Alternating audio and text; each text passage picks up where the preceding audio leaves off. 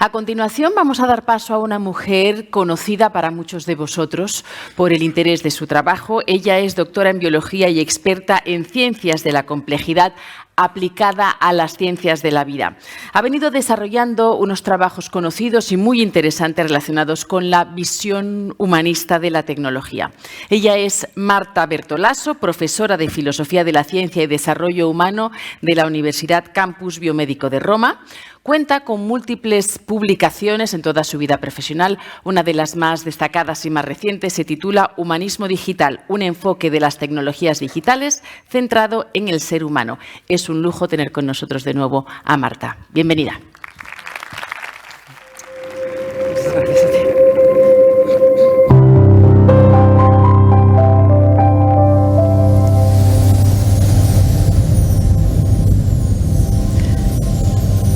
Pues muchas gracias a ustedes, muchas gracias a los organizadores, Ignacio Aspun, que siempre ha sido el acelerador de todo este proceso, y hemos ido acelerando el ritmo toda esta mañana, así que ahora tenía un poco de entre emoción, miedo para así empezar esta presentación.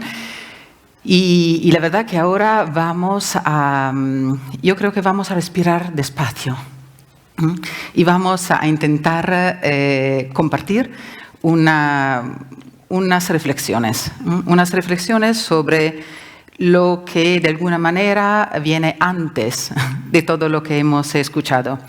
Porque sí es cierto que la revolución tecnológica, como hemos escuchado, tiene mucho impacto en nuestra vida personal, en nuestra vida social y cada vez más también en todos los procesos que estamos poniendo en marcha, que estamos empujando para cuidar de las personas más vulnerables. Precisamente toda esa tecnología, toda esa aceleración tiene que ponernos preguntas y cuestiones, desafíos también éticos y, voy a argumentar, antropológicos. ¿Cuál es el punto? El punto es que si no entendemos, si no bajamos nuestra aceleración para sentarnos y reflexionar con calma, con paz, con tiempo, sobre cuál es el ser humano que hoy en día está afectado por la tecnología, que también pero produce esa tecnología, que aprovecha de esta tecnología por cosas buenas y por cosas que no son tan buenas. Estamos perdiendo el tiempo, o mejor dicho, no estamos planteando las preguntas, los problemas, de una manera que pueda tener soluciones sustentables. Para hacer esto y para argumentar esto voy a dividir un poco esta presentación en tres partes. Vamos a reflexionar un poco sobre los asuntos antropológicos de las transiciones digitales, después sobre el concepto de humanismo tecnológico, para cerrar sobre el tema con un focus, sobre el tema del cuidado como contraparte ética de nuestra realidad, de nuestra situación histórica. Cada uno, bueno, volvemos sobre esto más adelante. Entonces, el primer punto que quiero compartir con ustedes es el hecho que, y esto no es para volver a los comienzos, sino para decir que nuestra manera de entender a nosotros mismos, a nuestra sociedad, está afectada desde siempre por la técnica y más adelante por la tecnología en la historia del ser humano. Esto quiere decir que las preguntas que nos vamos a poner no son preguntas antes o en contra de la tecnología, sino frente a la tecnología. El ser humano es naturalmente técnico. Hubo el fuego, la rueda, los trenes, los aviones, la telefónica y todo lo que ahora tenemos entre manos. Y todo eso ha afectado nuestra comprensión de nosotros mismos. Y este punto creo que es muy importante para entender mejor también lo que está pasando con toda la tecnología digital. También es cierto que la aceleración que hubo la tecnología en las en lo que hemos escuchado en las ponencias anteriores de esta mañana, nos han llevado a percibir tecnología y el ser humano de una manera distinta, incluso atrapados en mecanismos que no nos pertenecían o que sí nos pertenecían por necesidad, por procesos de automatización, pero que han puesto también preguntas cada vez más importantes y más urgentes. Otra A es el tema de la aceleración, que es un valor. A veces medimos el éxito de una empresa por la aceleración de la automación. Y también accesibilidad. El digital está facilitando mucho todo esto. Pero también estos procesos de automación, aceleración, accesibilidad están afectando otra noción, otra característica del ser humano y de todo desarrollo tecnológico, que es el concepto de autonomía. ¿Por qué me parece particularmente interesante este punto? Porque hay que distinguir, desarrollamos tecnología claramente para poder ayudar, por ejemplo, personas enfermas, personas con algún tipo de enfermedad, para que pueda ser autónoma. Y eso es un valor, claramente, si no estaríamos aquí. Pero autonomía no es autosuficiencia. El digital, las transiciones, la aceleración, sobre todo esas características que hemos mirado ahora en las slides anteriores, llevan consigo culturalmente una autorreferencialidad a veces de la aplicación tecnológica. Los niños quieren el móvil para no depender de sus padres. Y los padres compran el móvil a sus niños para poder controlar o para poder estar cerca, según las narrativas en las familias. Pero esa es una tensión. Es una tensión que tiene razones antropológicas, culturales, filosóficas. Y esta reducción funcional de la comprensión de nosotros mismos dentro de un paradigma tecnocrático va un poco en paralelo con otra reducción de la cultura postmoderna, si queremos, que es la idea que podemos calcularlo todo y que el valor específico de una situación depende también de la posibilidad de cálculo, de previsión. Esto viene desde muy lejos, Galileo y después Descartes, que convirtieron, ¿no? Descartes sobre todo, ¿no? Que convirtió esto, una metodología, en una ontología mecanicista. En última instancia, lo que podemos decir es que dentro de esta lógica, absolutamente todo podría ser considerado simple extensión numerable. Y esto quiere decir también que tiene sentido, de alguna manera, lo que en el mundo de empresa, por ejemplo, se dice mucho. Ahora ya sonrío cuando hablo con colegas y con personas del mundo de empresa que para decir y para apoyar una tesis, no un argumento, que esto es así, dicen, los datos dicen. Y ya sabemos que los datos no dicen y a veces puede decir todo lo contrario de lo que queremos decir, según los utilizamos, según los recogemos, etc. Y son puntos que tienen que hacernos reflexionar. Y hay una tercera reducción que está relacionada con la misma noción de problema. Los problemas hoy en día frecuentemente son problemas que tienen que ser solucionados por máquinas, por tecnología, por la misma razón que hemos dicho, ¿no? Si tenemos los datos, necesitamos más datos. No puedes contestar esta pregunta, necesito más datos. Y esto, claro, nos lleva también a conceptualizar el problema como algo muy, muy parcial. Cuando una persona, en cambio, enferma, nos pide ayuda y nos dice que tiene un problema, no es casi nunca, ni en primer lugar, un problema funcional. Es un problema relacional, como vamos a defender y a profundizar ahora. Las máquinas, entonces, nos pueden ayudar, tienen que ayudarnos, las hemos construidas por eso, para que puedan hacer las cosas más rápido y mejor que nosotros dentro de un límite que nosotros mismos vamos a poner, pero no son toda la historia. Esto es la razón por la que habitualmente prefiero hablar de sistemas inteligentes para solucionar problemas de este tipo, una conceptualización del mundo que puede ser en términos de datos, tenemos que volver a pensar que todo sistema inteligente está hecho por seres humanos y máquinas. Y en esos sistemas inteligentes lo que hay de artificial no es inteligente y lo que hay de inteligente no es artificial. Esto también pero lleva consigo que por ser los seres humanos que actúan e interactúan en este contexto, las tecnologías, especialmente la tecnología digital, cómo nos dan acceso, por ejemplo, a través de los datos, a dimensiones de la realidad a las que antes no teníamos acceso, porque esto es un hecho, es como un sentido más del que podemos aprovechar para entender, para comprender la realidad, para comprender nosotros. Al mismo tiempo, toda esta tecnología afecta, cambia nuestra percepción, antes se hablaba de experiencia social.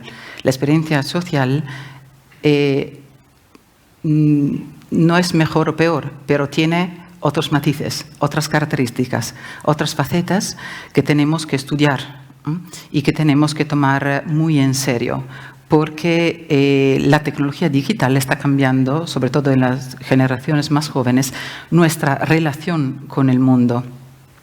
Cambia nuestra idea de salud, cambia nuestra idea de sociedad, vamos a pensar en las cuestiones de democracia, y se amplían, como hemos escuchado antes, ¿no?, los retos también de la vulnerabilidad. La pregunta, entonces, es cómo vamos a defender, a promover, a entender de una manera nueva, renovada, la lógica social, la experiencia social. El punto es que, desde luego, debemos temer las máquinas y la posibilidad de que nos sustituyan, por ejemplo, en el trabajo, si quedamos atrapados en ese paradigma tecnocrático del que hablaba antes. Pero, a la misma vez, tenemos una oportunidad nueva y creo que este es el momento y es muy urgente y es un problema cultural, es un reto cultural, volver a reflexionar sobre el hombre, sobre el ser humano.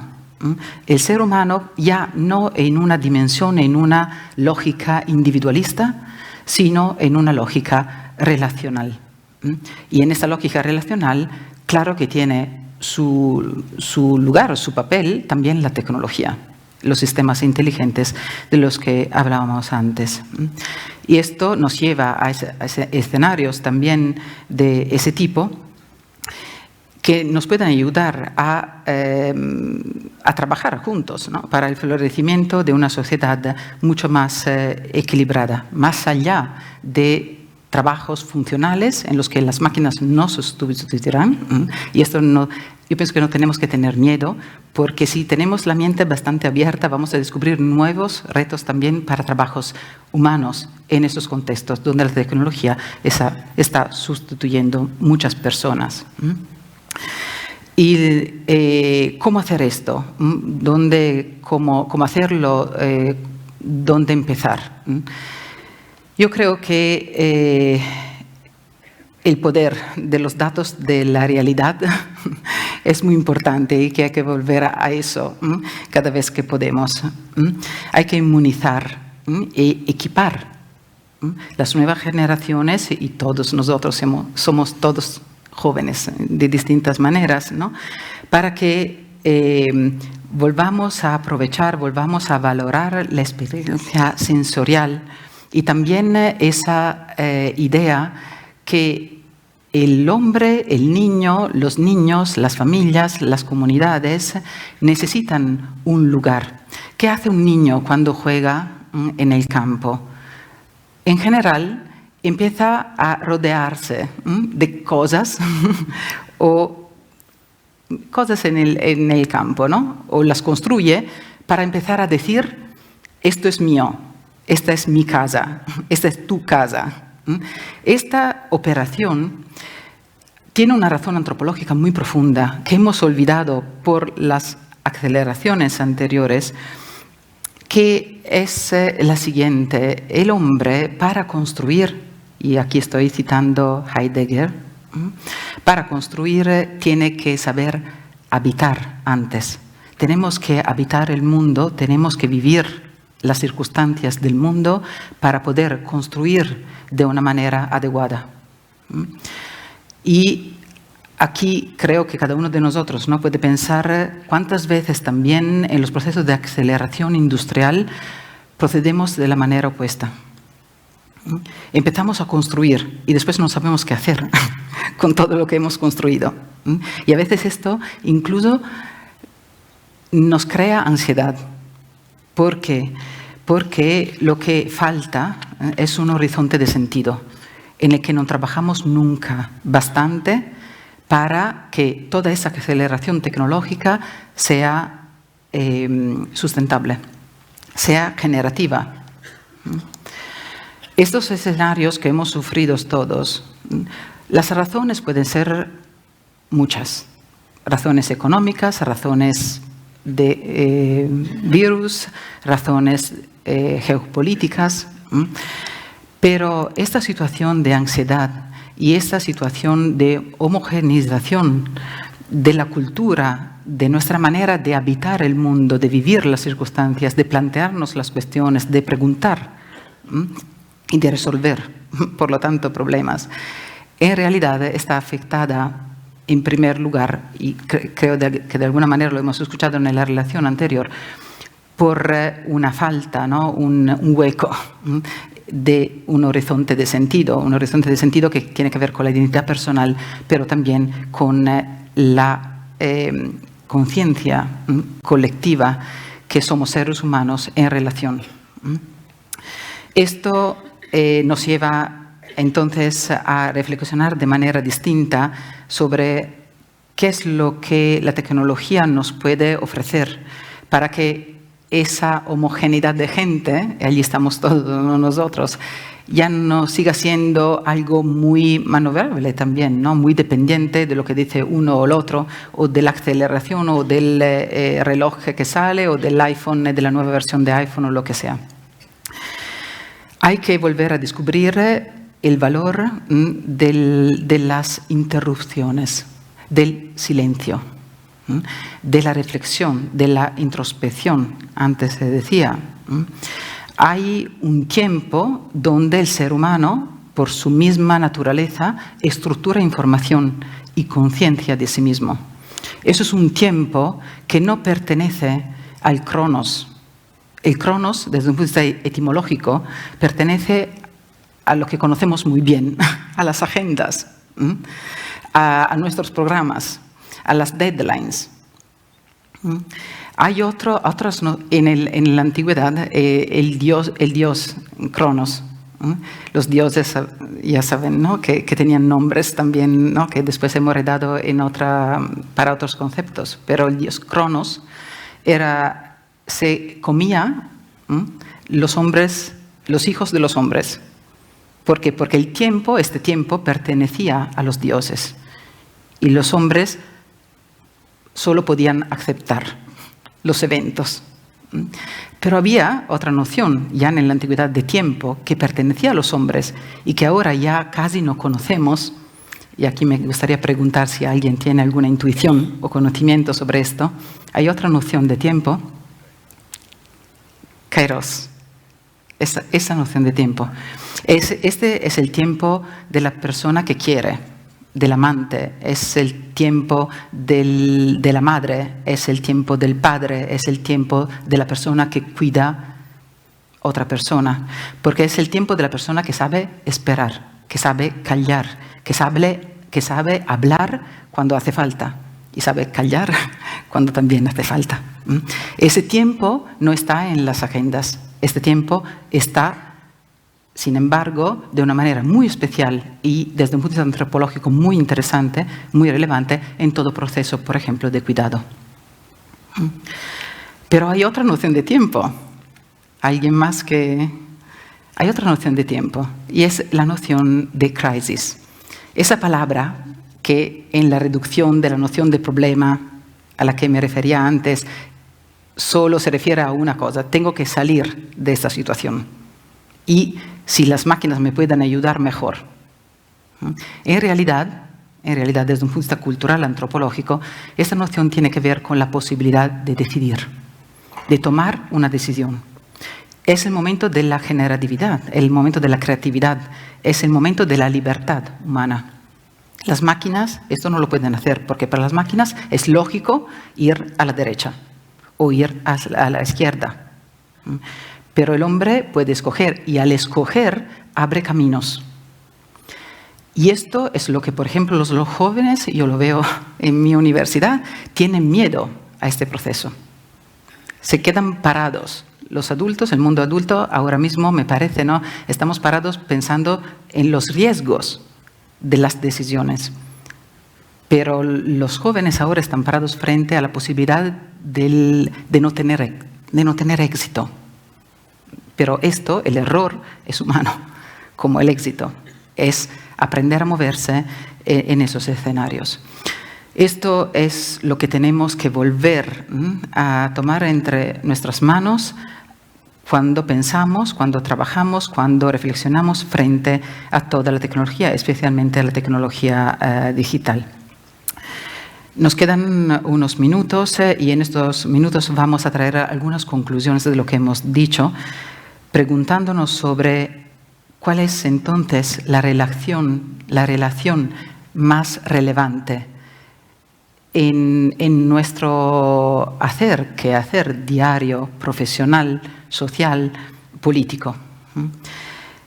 Frente a un mundo que está globalizado y donde este tipo de imágenes podrían ser dibujadas con números y datos, hay que volver a tener conciencia que tanto por las ciencias de la complejidad, tanto por las cuestiones antropológicas que acabamos un poco de presentar, las soluciones en un mundo globalizado son y tienen que ser, para ser eficaces y sustentables, locales. Yo creo que cada uno de nosotros ya tiene experiencia de esto. Y esto no es simplemente, nunca es simplemente ético, ¿no? Es una cuestión ética, pero también es una cuestión económica, es una cuestión política, es una cuestión de comunicación, es una cuestión científica. Hay una nueva ciencia también detrás de todo esto que estamos diciendo. No tenemos tiempo para profundizar, algo hemos escuchado antes de todas formas y voy a agradecer también, ¿no?, los ponentes que me han precedido. ¿Qué quiere decir buscar soluciones locales? Buscar soluciones locales quiere decir que interacciones y reacciones relevantes tienen lugar a ese nivel, pero pudiendo aportar a desafíos, a retos que son globales. Por ejemplo, a nivel internacional nos estamos planteando si las guidelines para la ética en el uso del digital tienen que ser top-down o bottom-up. Si tiene que venir desde arriba, desde las comunidades internacionales, o si tenemos que, en cambio, como se está ahora pensando cada vez más, hay que animar a la gente en las localidades, en las culturas locales, en los territorios específicos que saben y conocen las necesidades concretas, los tiempos de realización, la tecnología que es disponible, para que asuman y puedan desarrollar éticamente, con responsabilidad, innovación. Esto no era así. Hasta ayer son reflexiones que ahora están cambiando. Y el otro punto es que sí es cierto que todo proceso de cuidado tiene que tener en cuenta a la vez personas y tecnologías, estructuras, infraestructuras. La pregunta, la cuestión del cuidado, ya vamos diciendo que no es algo que llega después. Y después también tengo que cuidar de mis empleados. Y después también tengo que cuidar de mis hijos. También tengo que cuidar de mí misma. Esto llega antes. Ahora, en esta revolución antropológica de la que vamos tomando conciencia, esto es al revés.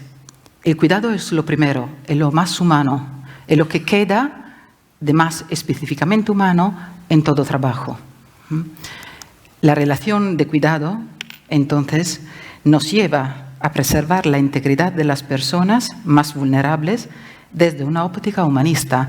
Y personas más vulnerables somos todos nosotros. Porque a veces hablamos como de las personas vulnerables como si estuvieran no sé dónde, pero yo soy vulnerable por mi misma naturaleza. Y esta búsqueda y valorización de los límites, de mis vínculos, es lo que me hace humana y me hace Marta y me hace persona en este momento en relación con ustedes. Y esto es cada vez más importante. Esto afecta también la noción misma de trabajo humano. A veces nos preguntamos, ¿no?, si las máquinas nos van a sustituir. La respuesta que vamos desarrollando en el mundo académico, pero no solo, es que lo que hay de específicamente humano en todo trabajo es precisamente la relación de cuidado, que a veces pasa no por una acción funcional, sino por un estilo, una manera de relacionarme que hace percibir a la persona que tengo enfrente una relación humana. Ya saben por qué falleció en Taiwán el sistema de hospitales. Posiblemente lo conocen mejor que yo. Habían desarrollado tecnología y toda digitalización para acelerar procesos de diagnosis y lo que fuera. Y esto funcionaba muy bien al comienzo. La gente estaba muy contenta de no tener que ponerse en una cola infinita horas para esperar algo en el hospital, un servicio en el hospital. Pero después esto ya no funcionó. ¿Y por qué? Porque en algún momento la gente empezó a llamar al hospital y les decían, pero ustedes ya no tienen sus datos y su referto y su diagnosis en su computer, en su computadora. Y decía, sí, pero no es lo que estoy preguntando, no es lo que estoy pidiendo, no es lo que estoy buscando. Porque la persona, nosotros, cuando nos encontramos mal, muy mal, y alguien nos dirá en algún momento que estamos muriendo, no nos interesa saber el nivel de azúcar en la sangre. Nos interesa saber qué va a pasar a mí. Y me interesa y quiero que sea otra persona humana que me cuente y que posiblemente esté conmigo. Hace una semana estaba en el hospital atendiendo a una mujer de mucho, tuvo todo en la vida, una vida y muy generosa, muy buena, muy capaz. Y estaba allí con su nieto. Y el nieto, ya puede imaginar la situación, ¿no? Esta mujer que estaba muy enferma, mucha gente atendiéndola y el niño intentando hacer algo.